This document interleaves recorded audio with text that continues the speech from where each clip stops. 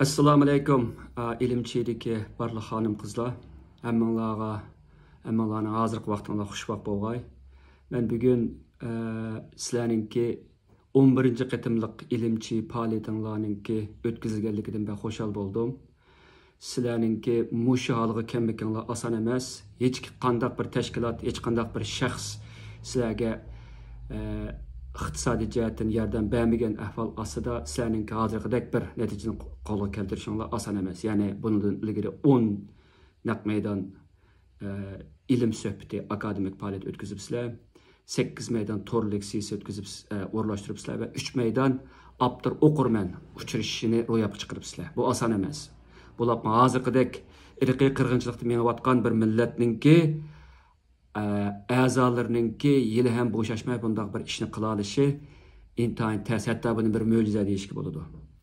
Hamda bugungi faoliyatingizga atab men qisqacha qilib o'zimning tabrikimni so'zlash bilan sizlarni rag'batlantirish bilan bir vaqtda sizlarning ishinglarning ma'nosi haqida to'xtalmoqchi.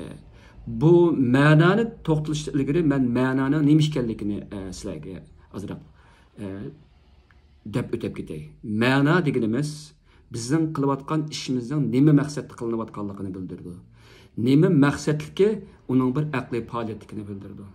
Chunki maqsad bayada nishon bo'ladi, nishon bayada bu nishonni ishga oshiradigan vosita bo'ladi. Mana bu shuning o'zi bizning qilayotgan ishimizningki ma'nosini tashkil qiladi. Masalan, bir bog'van bir ko'chatni tikkan bo'lsa, buni bir necha nuqtadan izolashga bo'ladi. Ya'ni uningki bir necha bu bog'vanninki uni tikishda bir necha maqsadi bor bo'lgan bo'ldi.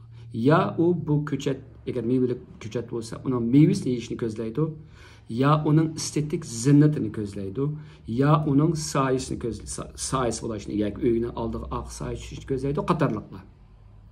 Demak, bog'vanning bu ish maqsadsiz bir ish emas. U kelgusida ma'lum bir maqsadni, ma'lum bir unumni, ma'lum bir holatni barliqqa keltirish uchun ana shu kichkina bir nimani ko'chatni tikdi. Xo'sh, sizlarmi bugun dal ana shu bog'vanga o'xshaysizlar. Chunki sizlarning bugungi ajringlarda bir ma'no bor. Bu yo'qolmaslikqa tirishishdir. Texim aniq ilib bersak, hozirgidek irg'iy qirg'inchilik ilib berilayotgan vaqtda sizlarninki yo'qolmaslikqa tirishish irodanglarninki namoyon bo'lishidir. Bundaq deyishimdagi sabab, irqiy qirg'inchilik bir millatninki hayotini ma'niga ega qiladigan barliq narsani yo'qotishni ko'zlaydi. Bu narsalar bizning kulturimiz, bizning tilimiz, bizning diniy qadriyatlarimiz, bizningki diniy vasiqalarimiz qatorliq barliq bizni biz qilib turadigan, bizni o'zgacha bir kultur ve tarihi, milli topluluk şekillendirip turadigan barliq omillarni, cümleden ma'nilarni yo'qotdi. Bu del bizninki nima uchun bu dunyoda bir inson sifatida mavjud bo'lishimizdan iborat bu tukki ma'nini yo'qotishni keltirib chiqardi. Ya'ni bizninki yo'qolishimiz del bizning mavjud bo'lishimizningki ma'nosini yo'qotishninki yoki shuning yo'qolishini ko'zlaydi. Endi bugungi ajringlar sizlarninki shu ma'no yo'qotishni, bizning mavjudligimizning ma'nosini yo'qotishni ko'zlayotgan qonxo'r irqiy qirg'inchilarga qarshi turayotgan unsiz bir isyon deyishga bo'ladi.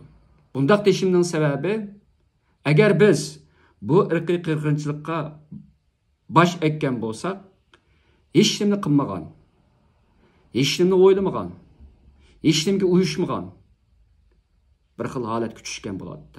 Bu dal irqiy qirg'inchilikninki bizdan ko'radigan natijasi bo'ladi. Garchi biz fizikalik jihatda tirik bo'lsakmi, ammo ruhiy jihatda o'lgan morlarga o'xshagan bo'ladi.